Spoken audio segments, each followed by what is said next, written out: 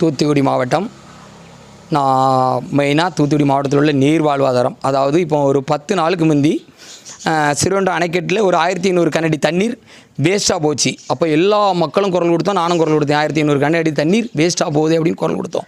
அதுக்கு காரணம் இந்த இதை வேறு எங்கேயும் விடுறதுக்குள்ளே நீர்வழி பாதைகளும் சரியாக இல்லை. அடுத்தது அந்த இதை வெள்ள நீர் கால்வாயிலும் விட முடியாது. ஏன்னா இது காட்டாற்று வெள்ளம் இடைப்பட்ட இடத்துலேருந்து வந்து தாமிரபரணி வழியாக சிறுவண்டத்தில் கலந்து அது கடலுக்கு போகுது. நாங்கள் என்ன கோரிக்கை வைக்கோம்னா, மெயினாக தயவு கூர்ந்து எல்லா மாவட்டத்துலேயும் அணைக்கட்டு இருக்குது. இந்த தூத்துக்குடி மாவட்டத்தில் ஒரு அணைக்கட்டு இல்லை. உண்மையாகவே சொல்கிறேன், இந்த முத்து நகரில் முத்தணைன்னு ஒரு அணை, மருதூர் மேலக்கால் தாண்டி அந்த நிறைய இடம், அந்த சிவலூர் லைனில் அதில் நிறைய இடங்கள் இருக்குது. அதில் ஒரு 30 அடி டேம் கூட கட்டினா போதும். ஒரு 30 அடி டேம் கட்டினா உண்மையாகவே எங்கள் பகுதி வாழ்வாதாரம், எல்லா பகுதி வாழ்வாதாரம் பெறுவோம். இதை எதுக்கு சொல்கிறேன்னா, அந்த 1500 கனஅடி தண்ணி வேஸ்ட்டாக போச்சு அந்த 10 நாளும். இதில் அணைக்கட்டு கட்டியிருந்தால் கண்டிப்பாக அந்த தண்ணி அங்கே தேக்கியிருக்கலாம். அணைக்கட்டு கட்டுறது ஒன்றும் அவ்வளோ கஷ்டமான காரியம் இல்லை. காமராஜரையா பட்ஜெட்டு 42 கோடி இருக்கும்போது கட்டின எத்தனை அணைகள் இன்றைக்கி கம்பீரமாக நம்ம ஐயா பேரை சொல்லுது. அதனால் தயவு கூர்ந்து சொல்கிறேன், அதில் ஒரு அணைக்கட்டு கட்டி அதை மருதூர் கீழக்கால் பாசனத்துக்கு அனுப்புங்க. எங்கள் மேலே காலுக்கு நீங்கள் பாவநாசத்துலேயும் மண்முத்தாரிலிருந்து வர்ற தண்ணியை எங்கள் மேலே காலுக்கு அனுப்பினா நாங்கள் 2 ஊருமே பயன்பெறுவோம். அவங்க பிசானத்துக்கும் சரி அட்வான்ஸ் காருக்கும் சரி அந்த அணைக்கட்டிலேருந்து எடுத்துக்கிடலாம். எங்கள் புதுசாக கட்டுற அணைக்கட்டிலேருந்து நாங்கள் வந்து பிசானத்துக்கு மட்டுமாவது எங்களை உபரிநீரிலிருந்து மாற்றி எங்களை பிசானத்துக்கு கொண்டு வந்து தயவு கூர்ந்து பாவநாசம் மண்முத்தாரில் உள்ள தண்ணியை நீங்கள் எங்களுக்கு அனுப்புனீங்கன்னா நாங்கள் ரொம்ப மேன்மை பெறுவோம். கடலுக்கும் அதிக தண்ணி வேஸ்ட்டாக போகாது. நீர்வழி பாதையும் எக்ஸ்ட்ரா உருவாக்கிக்கலாம் தண்ணி வர்றதுக்கு. அப்போ யாருமே மக்கள் குறை சொல்ல மாட்டாங்க. தயவு ஊர்ந்து உங்கள் அரசுடைய காலை தொட்டு கும்பிட்டு சொல்கிறோம். 1000 ரூபா கொடுக்குறதோட மாவட்டத்துக்கு ஒரு அணைக்கட்டை கட்டுங்க.